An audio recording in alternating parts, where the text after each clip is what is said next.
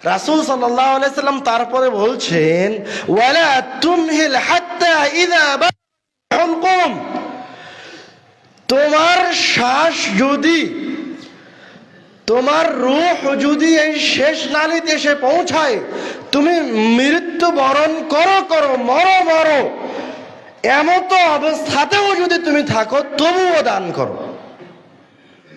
তুমি দান করতে থাকো, মরা পর্যন্ত দান করতে থাকো। কুলতা লিফুলানিন কাযা ওয়া লিফুলানিন কাযা ওয়া হুয়া লিফুলান।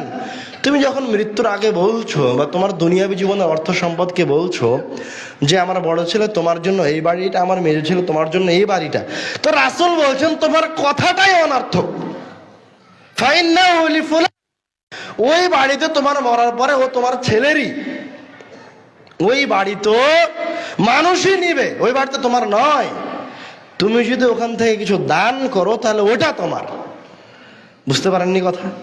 তুমি যতক্ষণ পর্যন্ত ওখান থেকে দান করনি ততক্ষণ পর্যন্ত ওই অর্থ সম্পদ, ওই বাড়ি, ওই জমি জায়গা তোমার নয়, ওটা আর একজনেরই।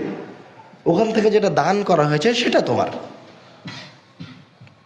এভাবে একাধিক হাদিসে রাসূল সাল্লাল্লাহু আলাইহি ওয়াসাল্লাম দানের ফজিলত বলেছেন, দানের গুরুত্ব বর্ণনা করেছেন, দানের প্রয়োজনীয়তা বর্ণনা করেছেন।